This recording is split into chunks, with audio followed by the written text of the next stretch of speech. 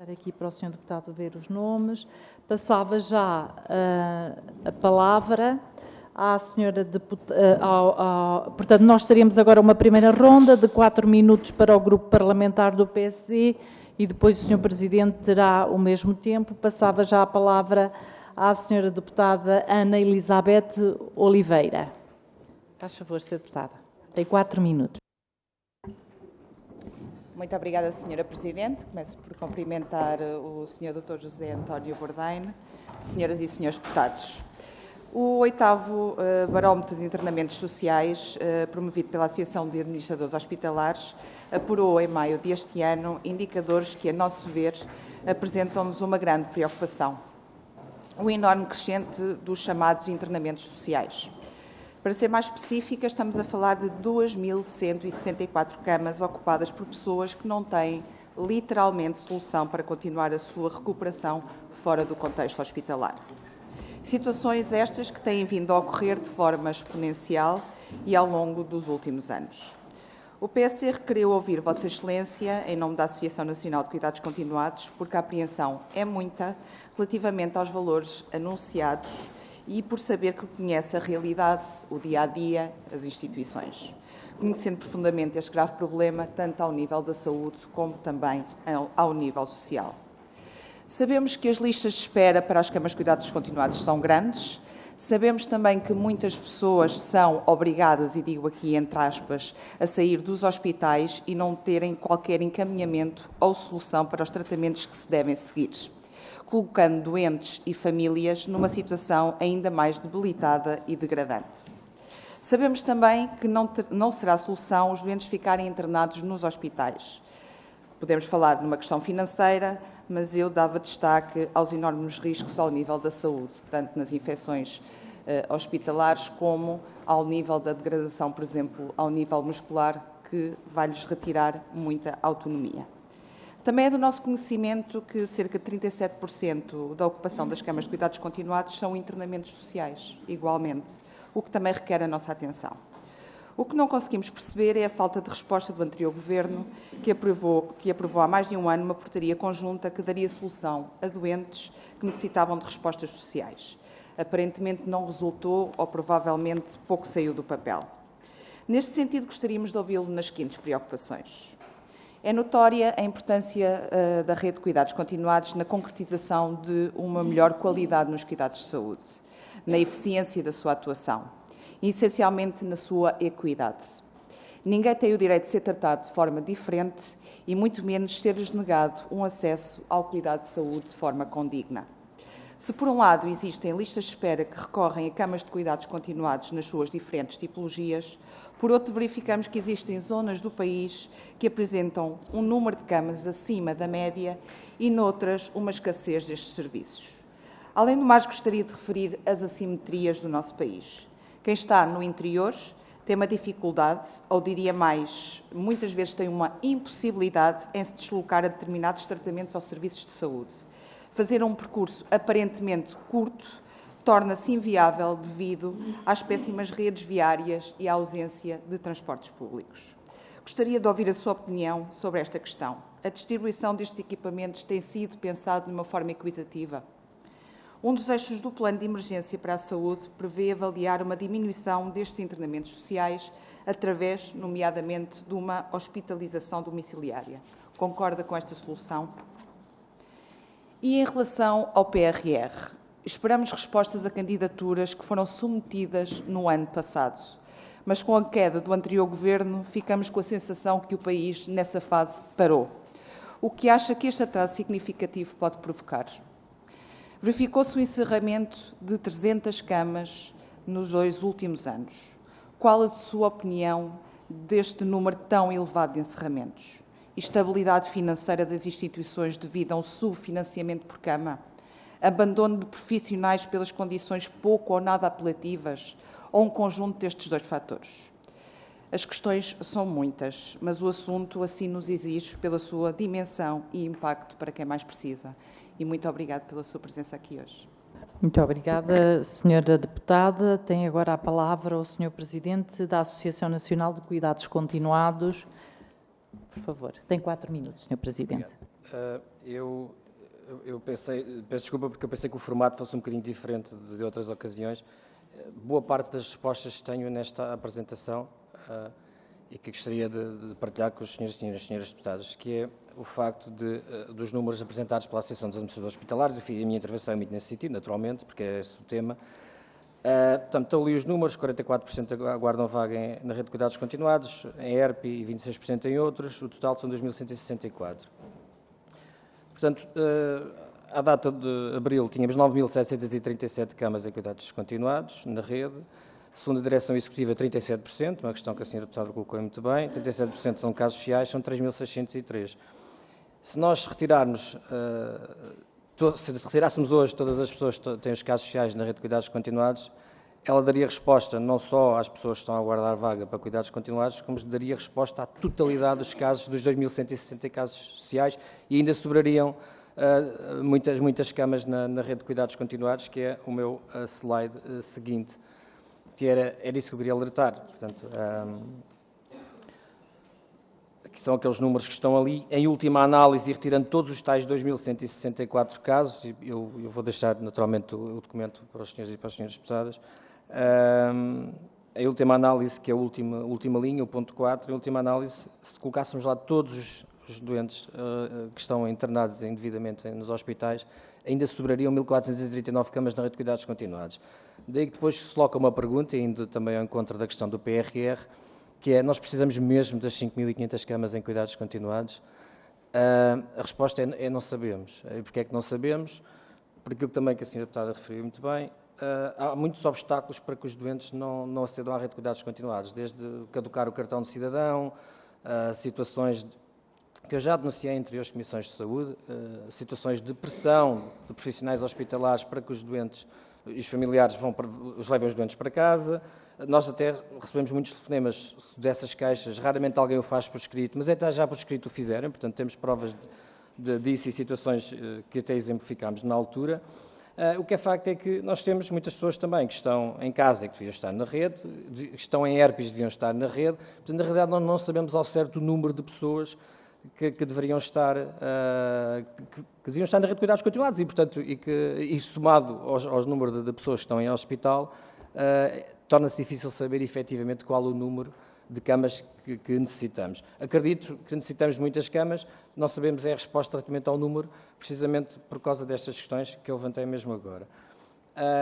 Relativamente ao PRR, o ponto de situação é que o Norte, recebi a informação ontem, que está errado aquilo que eu escrevi ali, porque já não foi a tempo de corrigir, mas o Norte já publicou todos os relatórios de todas as tipologias e as outras regiões rigorosamente nada. Portanto, Lisboa e Val do Tejo foi o concurso que mais tarde abriu, que foi este ano e também fechou este ano, e a questão que eu coloco é ou realmente se decide no espaço de 2 meses no máximo esta questão do número de camas a atribuir às entidades que se candidataram, ou então receio que não vamos a tempo de executar as obras e receber os fundos, e portanto vamos perder os fundos do PRR para os cuidados continuados, o que eu acho, na minha opinião, seria dramático. Inclusive, foi aprovada, por exemplo, uma medida no Orçamento de Estado de 2023, portanto, foi aprovada em 2022, recordo, passou 1 ano e meio e ainda não está, por exemplo, em prática a medida de recuperação do IVA do PRR para quem investe, e agora estou a falar para o PRR todo, de quem investe em equipamentos, e não só edifícios, como equipamentos móveis, no que respeita ao PRR, que é uma medida que ainda não está em vigor, e ainda se anda a discutir se essa medida é para a totalidade do investimento, que parece-me que o texto é claro, mas ainda se anda a discutir se é para a totalidade do investimento ou apenas para a parte a fundo perdido, para recuperar os 100% do IVA do PRR. Posto isto, tem aqui outras questões que também já falarei um bocadinho mais à frente, a menos que tenha tempo ainda. Se tiver tempo ainda consigo responder à senhora deputada mais algumas questões que colocou. Então, vou tentar ser rápido. O custo de uma diária em cuidados continuados estão ali as de várias tipologias, 83, 102, 118. O custo de uma diária no meio hospitalar é o triplo, basicamente, do valor. Se pensarmos em abrir mais camas em lares de idosos ou se pensarmos em abrir mais vagas em apoio domiciliário, já não estamos a falar de custo por dia, estamos a falar de custo por mês, ou seja, o custo por mês é muito mais barato para o Estado e para os contribuintes e seria uma forma de dar também resposta a muitas destas situações. Está ali um estudo da Faculdade de Economia do Porto que demonstra isto do ano passado, porque ainda não está neste momento a ser feito o estudo deste ano e com os valores dos cuidados continuados do ano passado, vê-se bem ali, já com o cenário... A coluna da esquerda é as contas das instituições fechadas o ano passado, de 2022, perdão. Depois, com o aumento do salário mínimo e depois no cenário 2, com também acrescentada a inflação, a vermelho está o déficit que existe entre aquilo que é pago pelo Estado e que as instituições suportam em média nos cuidados continuados. Depois, e também respondendo à questão da senhora deputada, por que razão é que muitos jovens imigram, etc., por aí fora, a resposta está ali naquele quadro, que é quem consegue entrar para a função pública ou para um hospital privado ou uma clínica privada que até pague salários razoáveis, os jovens licenciados aderem. Depois resta o setor social. O setor social não interessa para nada. Não interessa para nada, nem os cuidados continuados, nem a área da deficiência, nem os idosos. Não interessa para nada. Portanto, as pessoas imigram, como é óbvio. São dezenas e dezenas de milhares de postos de trabalho de jovens licenciados, cujos salários são miseráveis. Eu coloquei, por exemplo, a amarelo o exemplo da profissão, da senhora Ministra da Saúde, que é farmacêutica. Numa instituição sem fins lucrativos, entra com salário de 1.126, na administração pública são 1.754, e já nem soma aqui o subsídio de refeição, que é muito superior também, já nem vou por aí. Mas se repararem no quadro mais abaixo, nos níveis 9 e 10, temos técnicos superiores que ganham pouco acima do salário mínimo, 882 euros e 888 euros, que é o nível 9 e 10, que são técnicos superiores, no caso do nível 10, até licenciados, que ganham abaixo de colegas que são bacharéis e que até estão num nível acima. Só para que os senhores deputados e as senhoras deputadas percebam que baixa-se o IRS, isenção de IMT para atrair, para que os jovens fiquem em Portugal e não emigrem. Bom, a principal razão é esta aqui, é que de facto os salários são muito, muito baixos comparados com a administração pública. E o patrão é o mesmo, como eu costumo dizer, e aqui patrão entre aspas, porque o Governo é quem decide os salários do setor social. Decide indiretamente, é verdade, mas também se não aumenta as comparticipações, no caso dos cuidados continuados estiveram congeladas 8 anos e depois aumentaram um valor insignificante, depois voltaram a congelar mais 2 anos, como eu já denunciei a discriminação que foi a pandemia, com todos os custos a subirem, e nós nem um cêntimo, nem uma máscara durante 2 anos, durante a pandemia, como foi na crise energética e por aí fora, e portanto esta é a principal razão pela qual eu diria que os jovens imigram, tem muito a ver com o nosso setor, infelizmente. Muito obrigada. Passo agora a palavra ao Grupo Parlamentar do PS, à senhora deputada Susana Correia. Muito obrigada, senhora Presidente. Cumprimentar o senhor Presidente da Associação Nacional de Cuidados Continuados, Dr. José Bourdin, e felicitá-lo pelo trabalho que tem desenvolvido. Temos já acompanhado o trabalho nesta Comissão de Saúde. O tema de hoje é o 8º barómetro dos internamentos sociais. Já tivemos também, o Grupo Parlamentar do PS, a oportunidade de fazer uma visita à instituição que o Dr. José Bourdin dirige e conhecemos de perto estes constrangimentos e estes desafios que nos apresenta. Sr. Presidente, na última audição que tivemos, que foi ainda hoje de manhã, tivemos aqui o Sr. Presidente da Associação de Administradores Hospitalares, Dr. Xavier Barreto, e de todas as causas que nos são apresentadas para os internamentos indevidos, a Rede Nacional de Cuidados Continuados é aquela que, em primeiro lugar, ocupa a necessidade de aumentar as vagas. Nós sabemos que, no PRR, o investimento para aumentar o número de camas é um fator primordial para darmos resposta a isto que nós chamamos um flagelo. Portanto, a primeira pergunta que me apraz colocar é, neste momento, se está capaz de nos dizer este investimento do PRR, da rede, do alargamento da rede, se temos que aqui melhorar algumas condições para a sua execução e qual é o ponto, se consegue dizer o ponto de execução, tendo em conta que até 2026, efetivamente, precisamos destas mais de 5.000 camas que estão aqui referenciadas. Também fomos acompanhando esta dificuldade que o Sr. Presidente foi-nos apresentando da falta de financiamento e da comparticipação baixa. Soubemos do aumento da comparticipação que foi feito pelo anterior Governo. Na altura falamos aqui da atualização dos preços, um aumento de 5,5 na média duração e de 15,3 na longa duração. E também por causa da situação do investimento do PRR, houve aqui, em junho de 2023, reforçados os valores para a adjudicação das camas. A minha pergunta é, efetivamente, estes aumentos e esta atualização de preços, o que é que o Sr. Presidente tem a acrescentar a estas medidas que foram tomadas? Muito recentemente foi-nos apresentado o Plano de Emergência para a Saúde, Plano de Emergência e Transformação, tendo em conta que a Rede Nacional de Cuidados Continuados, neste momento, é a medida mais importante para responder ao fator que hoje nos traz aqui. O que é que tem o Sr. Presidente para nos dizer sobre o que vê no Plano de Emergência sobre a resposta de novas medidas para esta Rede Nacional de Cuidados Continuados? E uma última questão. O Sr. Presidente da Associação de Administradores Hospitalares deixou-nos aqui uma proposta, uma medida, ou talvez uma ideia sua, de que haveria vontade de que a Rede Nacional de Cuidados Continuados fosse da gestão exclusiva da saúde. Nós percebemos na intervenção do Sr. Presidente que não sabemos muito bem quantas camas precisamos, que camas temos, onde é que andam os doentes. Portanto, o que é que nos diz sobre esta gestão ficar apenas ao cuidado da saúde e termos mais transparência nestes números e nestas necessidades? O que é que podemos acrescentar a este fator? Muito obrigada. Muito obrigada, senhora deputada. Dou a palavra ao grupo parlamentar do Chega e tem a palavra a senhora deputada Sandra Ribeiro.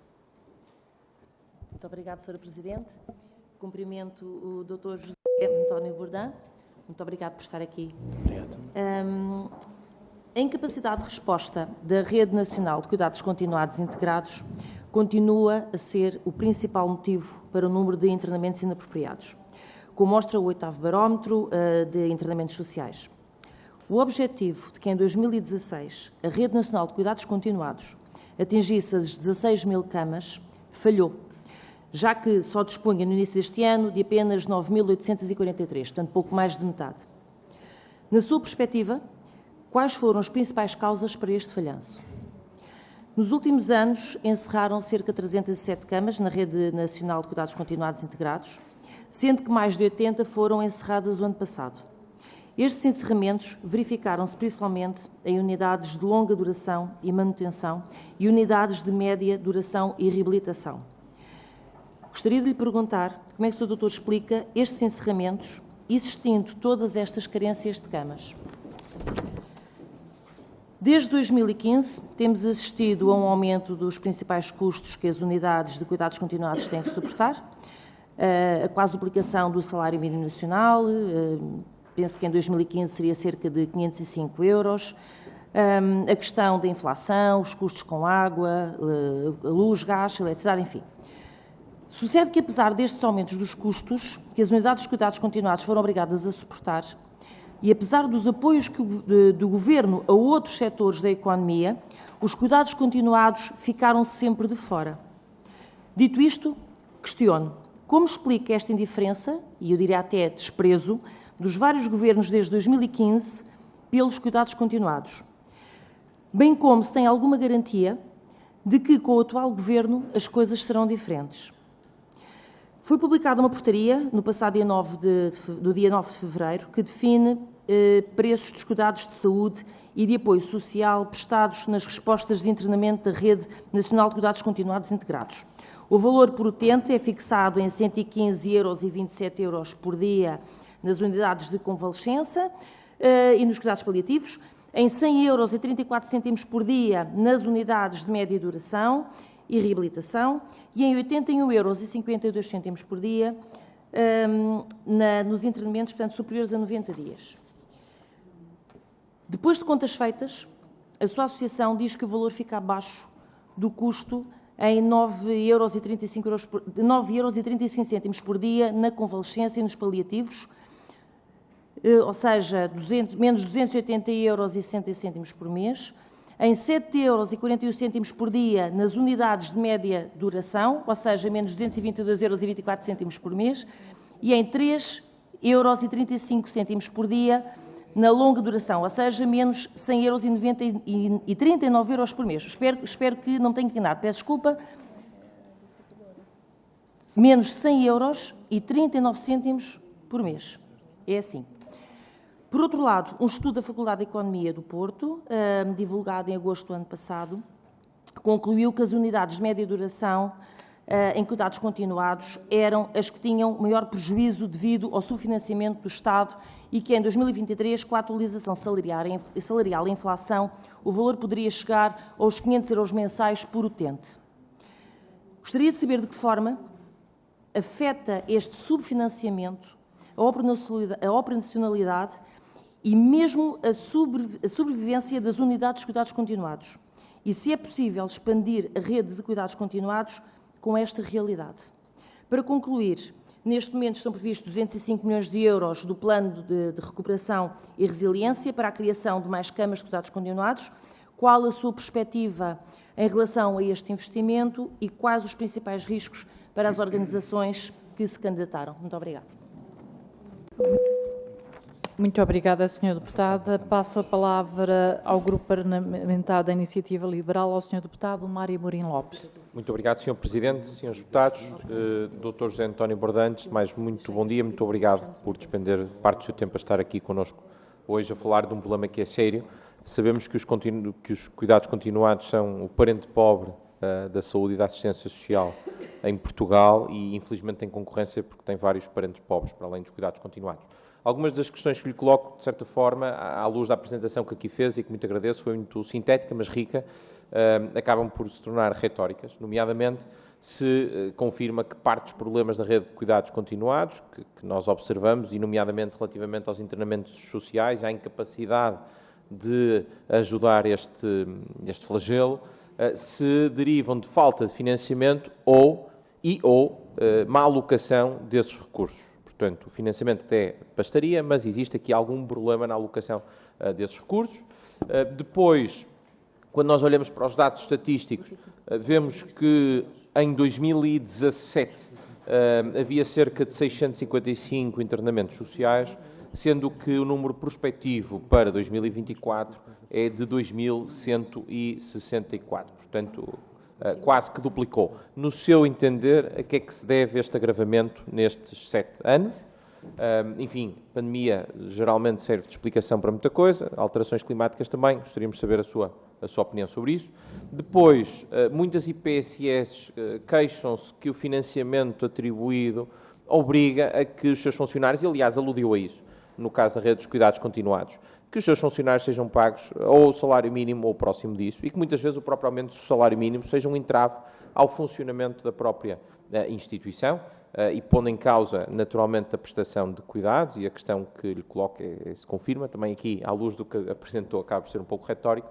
E finalmente, numa lógica de configuração da prestação, nós ouvimos antes o Dr. Xavier Barreto, aqui nesta comissão, Presidente da Associação Portuguesa de Administradores Hospitalares, e discutiu-se, falou-se daqui do papel dos cuidadores informais e também, eu fiz até alusão a um relatório de um grupo de trabalho que foi constituído pelo anterior Governo, coordenado pelo professor Manuel Lopes, e desse grupo de trabalho resultava claro que este modelo de institucionalização à volta das unidades de cuidados continuados era um modelo que gradualmente teria de acabar por convergir para um modelo mais apoiado em cuidados continuados domiciliários.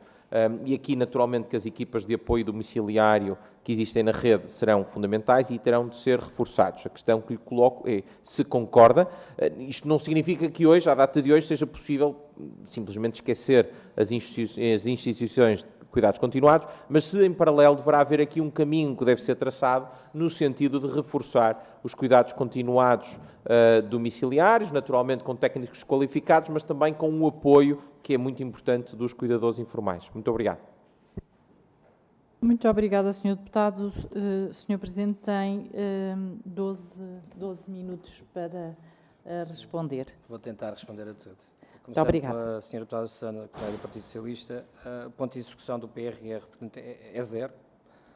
Não há nenhuma obra que eu conheça que esteja em curso, porque precisamente nenhuma obra foi aprovada ainda, só ontem mesmo saiu o último relatório do Norte. Falta assinar contratos. Quero aqui alertar que uma entidade que não tenha fins lucrativos ainda vai ter que lançar concurso público com todo o tempo que isso vai demorar também e eventualmente problemas jurídicos possam surgir. Uma entidade privada que não tenha fins lucrativos, não tem esse problema, não vai ter que lançar concurso público.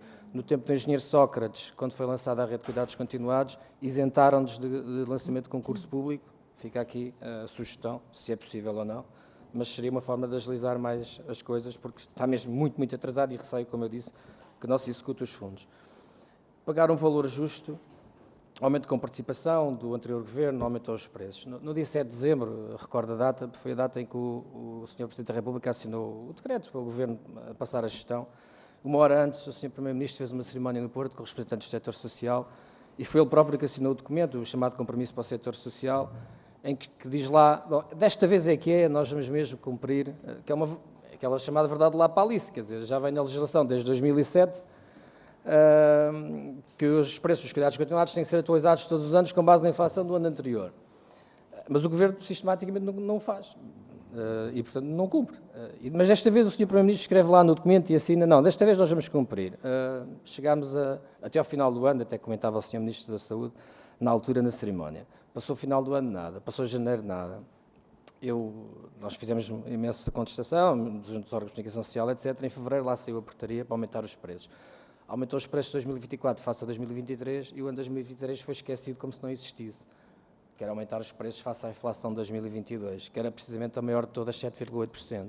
Portanto, mais uma vez os preços não foram atualizados como deveriam ser e, mais uma vez, as entidades tiveram que suportar aumentos de salários mínimos, também querem aumentar salários aos outros trabalhadores, conforme expliquei ali. Houve entidades que tiveram 12 anos, sem aumentar o salário a um licenciado. Alguém que ganha acima do salário mínimo. E até tiveram que cortar regalias. E até falo pela minha que isso aconteceu. Porque o aumento do salário mínimo era avassalador, o aumento de custo era avassalador e depois a receita do Estado, zero. Ou se não é zero, como aconteceu em 2017 e 2018, foi 0,6 de aumento, 2,2. O que é que aconteceu? Assinou-se mais uma vez o documento, não cumpriram. Está uma ação contra o Estado português em tribunal que ainda há de decorrer, porque o Governo não cumpriu. Portanto, assinam-se as coisas, mas depois elas não têm lugar na prática. O que é facto é que depois a nossa receita não aumenta, mas é o Governo que depois nos inflige e nos impõe os custos de salário mínimo e outros, mas depois a receita não tem correspondente. É o que eu lamento. O plano de emergência da saúde, não tenho nada a comentar, porque os cuidados continuados não aparecem no plano de emergência da saúde, portanto, lamento mesmo profundamente que não esteja e portanto, não tenho nada a comentar. Só que lamento que não esteja e que devia estar, porque acho que é muito importante, é um dos pilares do Serviço Nacional de Saúde. Aliás, quando o Sr. Deputado do IEL fala do Dr. Manuel Lopes, eu discordo absolutamente. Eu concordo com o apoio no domicílio e com a hospitalização domiciliária, concordo. Não concordo é que deixe de haver institucionalização, porque os hospitais, ou melhor, a rede de cuidados continuais, são verdadeiros hospitais de segunda linha e deveriam, na minha ótica, como diz o Dr. Xavier Barreto, também respondendo a uma outra questão, deviam, efetivamente, estar debaixo da esfera da saúde. Em vez de ser este misto com a Segurança Social, porque eles são verdadeiras unidades de saúde. Não há volta a dar. A prática é isso que demonstra, são verdadeiros hospitais de segunda linha.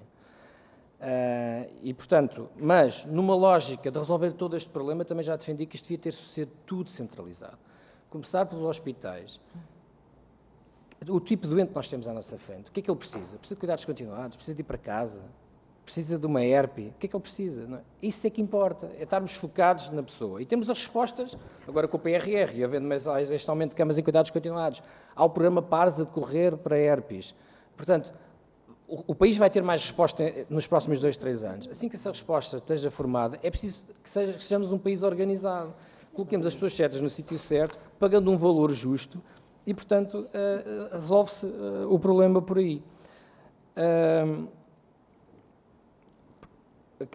Indo agora aqui às questões da senhora deputada do Chega, Sandra Ribeiro. Portanto, o aumento de camas de 2016, havia essa meta, portanto, falhou em toda a linha porque, principalmente, por muitas outras razões, mas a principal é porque não houve investimento. Agora veio o PRR, e o Governo aproveitou o PRR para fazer investimento público. Aliás, eu costumo dizer, na brincadeira, se me permitem, e a falar a sério, nós temos 3 orçamentos de Estado. É oficialmente, que se vota na Assembleia da República, é os fundos comunitários e agora temos o PRR. Temos 3 orçamentos de Estado. Portanto, quando o Orçamento de Estado não responde às necessidades do país numa série de áreas, vai-se buscar aos fundos comunitários e, neste caso, foi-se buscar ao PRR. Portanto, ou seja, não houve investimento na rede de cuidados continuados. O programa modular criado pelo engenheiro Sócrates, que foram 2 programas modular, permitiu dar algum dinheiro a fundo perdido para construir equipamentos na área dos cuidados continuados. Mas depois, a partir daí, nunca mais houve. Houve agora o PARS antes da pandemia e depois, com a pandemia, veio o PRR. Portanto, essa é a principal razão. Depois, há a questão de ter fechado camas, 307, como falou muito bem, sobretudo na tipologia de longa e de média. Pois, porque precisamente as entidades simplesmente vão à falência e há quem opte por fechar a porta a instituições de maior dimensão, que têm outras áreas, e que fecham. A minha própria unidade em Sintra fechou por falta de enfermeiras e eu próprio decidi não reabrir porque me dava um prejuízo enorme. Eu já estava a pensar em fechá-la, mas queria fechá-la a seguir à pandemia passar. Por azar, tivemos falta de enfermeiros, não fechou nessa altura, mas depois não reabri. Não reabri por uma questão financeira, não foi porque não pudesse. E, portanto, é esta a razão, é a parte financeira. O valor não chega para pagar os custos. Há notícias públicas de organizações a vender terrenos, a vender património, para suportar o prejuízo que têm do funcionamento dos cuidados continuados. Isto é do domínio público, portanto, infelizmente é assim. Há, de facto, usando a expressão, e bem, há um desprezo pelos cuidados continuados. Houve um desprezo pelos cuidados continuados, e mesmo uma perseguição aos cuidados continuados. O melhor exemplo que eu posso dar é o procedimento da pandemia. Todos os custos subiram, e subiram exponencialmente. Tudo o que é orçamento dos vários ministérios, nomeadamente da Saúde, teve força orçamental, e nós, literalmente, zero. Zero. E nem uma máscara nos ofereceram. E, portanto, houve esta perseguição, ainda agora há pouco tempo com a guerra na Ucrânia, o que é que aconteceu? Os custos com a energia dispararam, nós, como temos grandes consumos energéticos, estamos no mercado grossista, chegámos a pagar 500% a mais do preço do gás e 300% a mais do preço da eletricidade. Na minha própria unidade em Sintra, o mês de agosto, que até é o mês em que consumimos menos eletricidade, uma fatura normal era de 4.000 euros. Pagámos 12.900. Comparado com o ano anterior, portanto, mais do que triplicou o valor da fatura.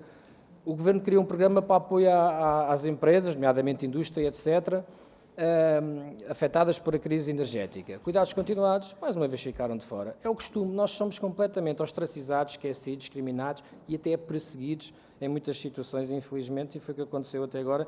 O atual Governo será diferente? Não sei, eu espero que sim. Vi com bom agrado a Sra. Ministra da Saúde, por exemplo, dizer que reconhece que os cuidados continuados estão mal pagos e portanto, que há que resolver o problema. Agora, deixem-me que desabafem também, porque isto é conversas normais do dia-a-dia na minha própria casa e com todas as organizações com quem eu lido. As pessoas que lá trabalham, e há pouco mostrei a tabela salarial, que está ali, se quiserem ver, mais uma vez para comparação. As pessoas ligam a televisão, ouvem a rádio, leem jornais.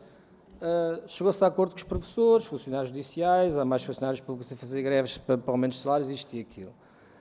Os polícias não querem 300 euros de aumento de salário por mês, porque querem mais, porque a polícia judiciária foi dado 600 euros, etc. por aí fora. Agora imaginem estas pessoas que estão 12 anos sem aumento de salário. Imaginem estas pessoas que já hoje ganham entre 60% a 80% a menos que um funcionário público. Presta igualmente o serviço público e lá está, o decisor é o mesmo. E, portanto, se nos derem mais meios financeiros para nós fazermos bem o nosso trabalho, não temos constrangimentos e também pagar salários semelhantes à função pública, isso é que era o correto. Mas depois podem vir dizer assim, mas nós vamos dar-vos mais dinheiro, mas depois vocês não fazem refletir isso nos salários. Fácil, também já há muito tempo que eu defendo e peço um contrato coletivo de trabalho para o setor. Assim não se pode dizer que se dá mais dinheiro e depois quem está nos cuidados continuados ou no setor social não faz refletir no aumento salarial esse valor também que o Estado paga a mais. Portanto, acho que isto é que é honesto, correto e justo. Portanto, claramente, os preços que a Sra. Deputada falou estão-nos ajustados. Aliás, está ali o estudo da Faculdade de Economia do Porto, a vermelho, são valores dia, e, portanto, vê-se bem, portanto, o déficit que existe no setor dos cuidados continuados. Agravamento do aumento do número de indivíduos, Sr. Deputado da Iniciativa Liberal, Mário Lopes, efetivamente, a população está a envelhecer, há cada vez mais necessidade de recorrer ao sistema de saúde.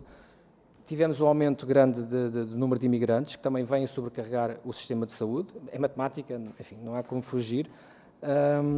E, portanto, o que se passa é que depois aliás, o Dr. Xavier Barreto, eu ainda tive a oportunidade de ver um bocadinho do que ele falou, e falou muito bem. De facto, há muitas situações, e nós também temos muitas situações dessas, em que, por exemplo, um descanso do cuidador. Deixam um descanso do cuidador, é suposto estar um mês, porque as pessoas estão em burnout, estão mesmo exaustas de cuidar do seu familiar. Deixam na nossa unidade, por exemplo, uma pessoa durante um mês. Já não levam, não é? Por exemplo, isto vai sobrecarregar. Pessoas que não têm dinheiro para pagar um lar privado, porque não há lares de idosos com vagas públicas, deixam o seu familiar no hospital e vêm para casa. Eu imagino que a maioria das pessoas deve ser muito difícil para elas, do ponto de vista emocional, fazer uma coisa dessas. Mas entre isso e do ponto de vista prático, perceber, não, mas o meu pai ali está, ou a minha mãe ali estão bem cuidados, eu sei que vão cuidar dele, portanto é o escape. E depois não aparecem para depois não serem pressionados para levar o familiar para casa. Portanto, há N situações destas, mas também pessoas que se aproveitam do sistema. Pessoas que podiam estar em casa, que não têm qualquer problema de saúde, podiam estar perfeitamente em casa, mas os familiares não os levam. Porquê? Porque depois há esta situação, que é, na rede de cuidados continuados, em cuidados de convalescência e paliativos, o Estado paga tudo, a família não paga nada, porque são cuidados de saúde puros e duros, desculpe a expressão. No caso da média duração e longa duração, há ali uma componente social que é paga ou pela família ou pela Segurança Social. E é a Segurança Social que avalia os rendimentos das pessoas e que diz quem é que paga o quê. Na pior das hipóteses, uma família que tenha rendimentos elevados, tem o seu familiar numa unidade de cuidados continuados, muito melhor do que estaria numa ERP, a pagar 1/3 do valor. E, portanto, não vai lá buscar o familiar tem alta, e a pessoa diz, está bem, portanto, deixa estar, está bem, está muito bem onde está. Então, mas tem que levar o seu pai ou a sua mãe para casa. E a pessoa diz, não quero, deixa estar. E quem obriga? Como se resolve isto? Peço desculpa. Tento responder a tudo, mas o tempo, de facto, é muito curto. Pronto, e resumidamente é isto, há muitas dificuldades financeiras nestas entidades, por isso fecham camas, etc. E já agora, só para rematar mesmo, cada vez que se renova os contratos de 3 em 3 anos, e isso está a acontecer neste momento com algumas instituições, a saúde, apesar de não se assinar os novos contratos, a saúde lá vai pagando, a Segurança Social não. Chega a atrasar 6, 7, 8 meses no pagamento e, para além das dificuldades normais, ainda causa muitos problemas de tesouraria e isto está-se a passar hoje. Obrigado. Muito obrigada, Sr. Presidente. Vamos passar à segunda ronda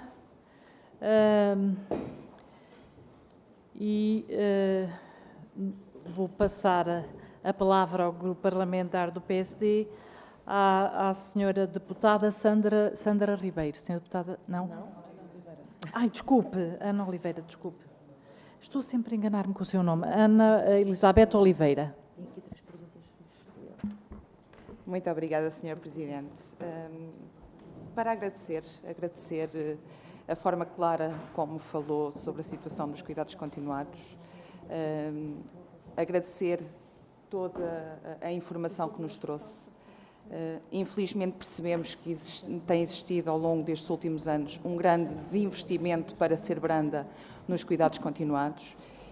Existem imensas dificuldades financeiras para que os serviços que existem possam continuar a trabalhar dignamente, mas também dizer que, e hoje foi aqui foi falado, e o Partido Socialista insiste em dar isto como exemplo, o caso dos cuidados continuados integrados não estarem explanados num plano de emergência, não quer dizer que o Governo não esteja preocupado com isso. Aliás, a semana passada tivemos uma audiência com a Sra. Ministra da Saúde para falarmos sobre o plano de emergência e um dos assuntos que foi amplamente falado foi a questão da Rede de Cuidados Continuados Integrados e da Rede Nacional de Cuidados Paliativos.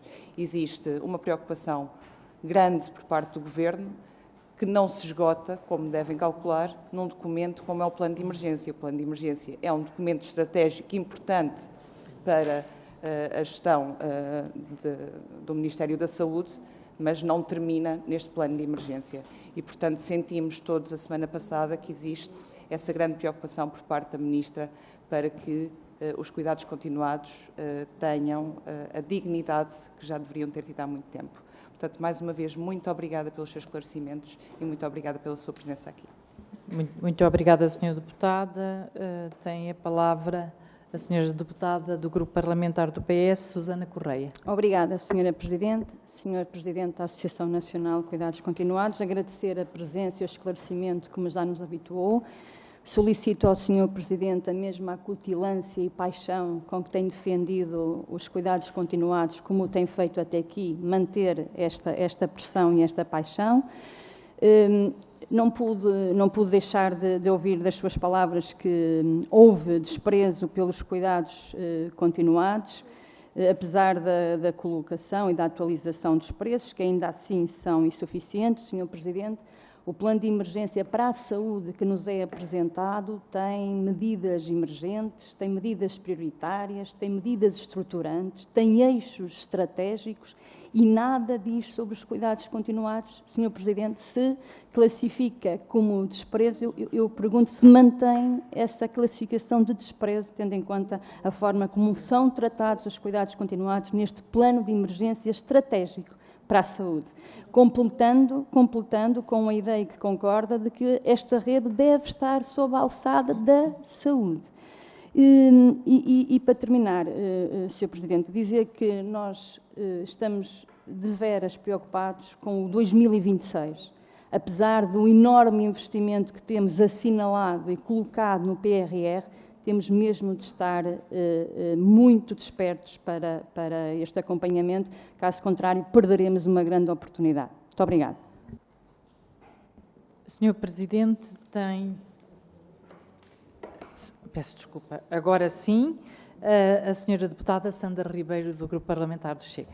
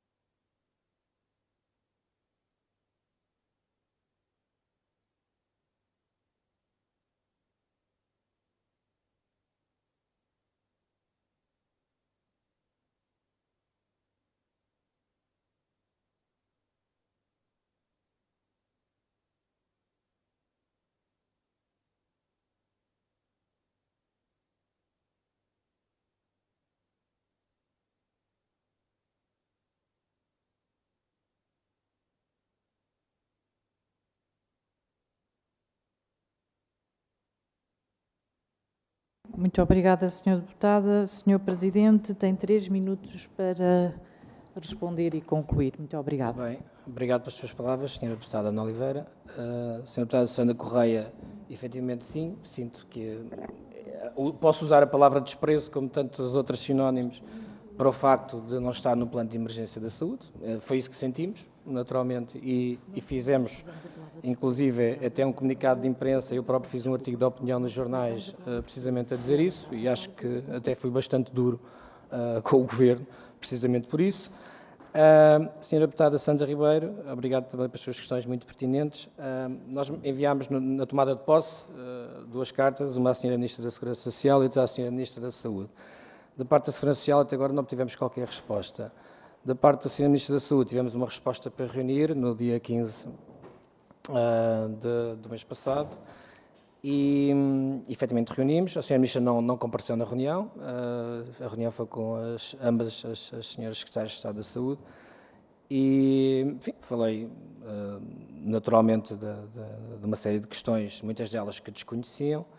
Ficámos de enviar alguns diversos tipos de informação, que depois posso partilhar com a Comissão de Saúde também, nomeadamente em relação aos nossos associados, de pessoas que foram abandonadas pela família e de uma série de outras situações, que eu penso que é informação pertinente.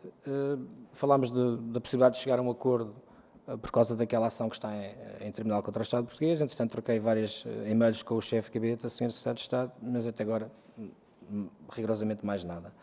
As dívidas da Segurança Social, foi notícia da Comunicação Social aqui há uns tempos e, efetivamente, a Segurança Social regularizou alguns dos pagamentos em atraso, mas isto é porque há 1 ano e pouco atrás a Segurança Social pagava em dia. Depois começou a pagar com 4 meses de atraso, sistematicamente, desde há pouco mais de 1 ano nesta parte. E várias entidades estavam com problemas financeiros, então a Segurança Social regularizou as dívidas dos pagamentos ditos, entre aspas, normais, mas quando há esta renovação do contrato, porque eles têm duração de 3 anos, a cada vez que há uma renovação do contrato, a Segurança Social não paga enquanto os contratos não estiverem assinados, ao contrário da saúde que lá vai pagando.